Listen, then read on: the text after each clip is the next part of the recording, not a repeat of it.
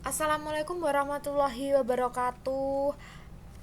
Bagaimana kabar teman-temanku kelas 10 khususnya MAN 1 Kota Kediri? Semoga selalu dalam keadaan yang baik-baik saja, sehat walafiat dan selalu dalam lindungan Allah Subhanahu wa taala. Di masa pandemi ini jangan risau, jangan resah, jangan stres. Mari kita melakukan pembelajaran, tetap jaga protokol kesehatan ya. Untuk materi pada pertemuan ketiga kali ini adalah teks laporan hasil observasi. Teks laporan hasil observasi itu apa sih? Pasti sudah tidak asing lagi kalau kalian sudah mengerjakan di LKS dan membaca buku materi sebelumnya. Sebelumnya kan laporan hasil observasi. Langsung saja akan saya berikan contoh.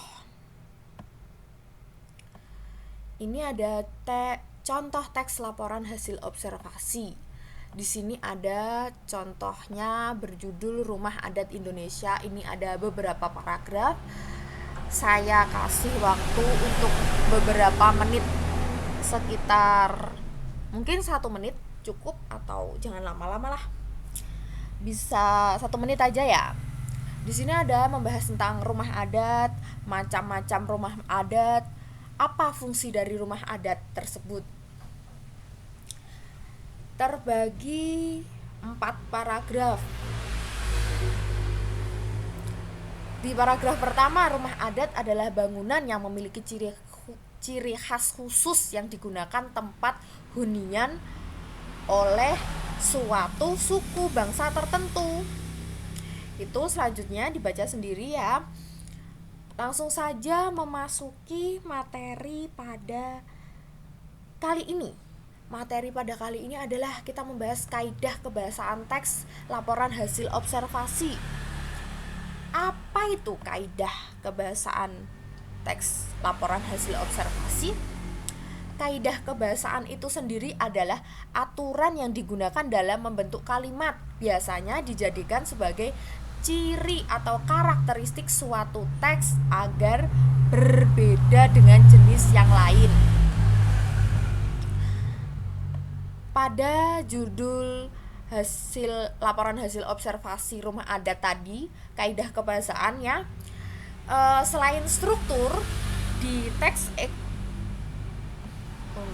maaf ini keliru, teks laporan hasil observasi.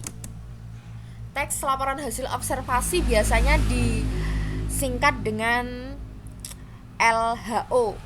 LHO itu adalah teks laporan hasil observasi yang memiliki kaidah-kaidah kebahasaan sebagai berikut. Pertama, menggunakan kata nomina atau kata benda dan kata kerja atau verba. Kata nomina adalah kata yang mengacu pada manusia, benda, konsep, atau pengertian. Sedangkan kata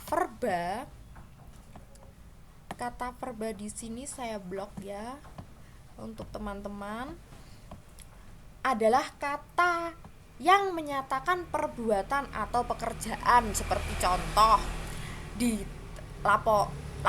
teks laporan hasil observasi yang sudah kalian baca tadi, di kata nomina ada rumah adat, ada bangunan, ada warisan.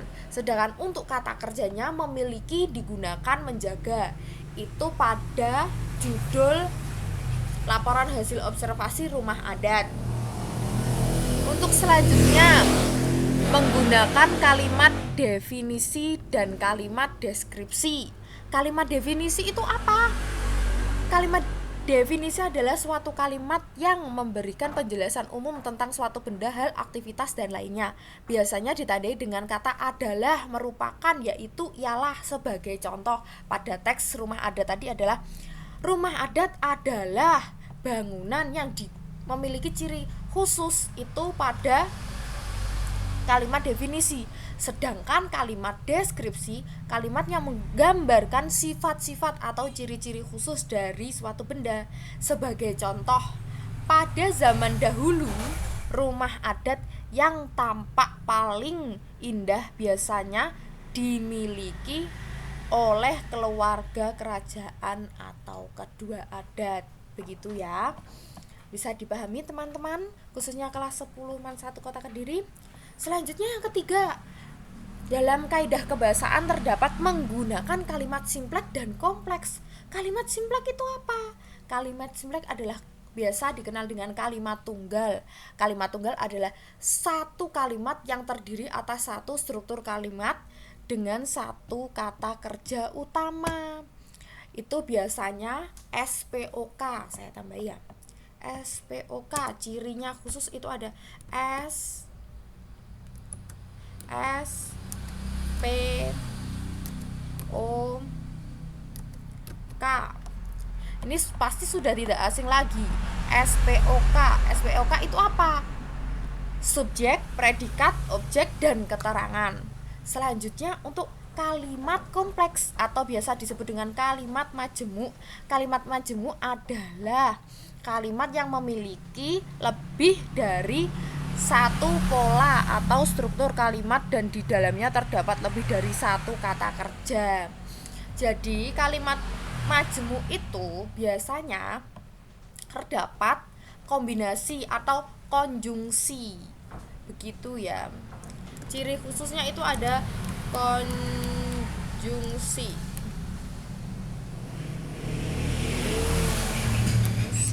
Ada konjungsi. Nanti ini buat referensi teman-teman MAN 1 Kota Kediri khususnya kelas 10. Ini buat referensi tambahan penjelasan materi dari saya. Nanti kalau kurang jelas bisa ditanyakan. Japri saya nggak apa-apa, WA atau nanti ada tanya jawab gitu. Selanjutnya, mari kita uji pengetahuan kalian. Tolong buka buku ajar kalian halaman 11, kerjakan bagian perbaikan. Jawaban dikirim ke Google Classroom yang sudah saya buat. Tulis tangan, kerjakan di buku tulis kalian bagian atas, kasih nama, kelas, dan nomor absensi. Terima kasih saya sampaikan untuk materi kali ini. Kurang lebihnya mohon maaf. Wassalamualaikum warahmatullahi wabarakatuh.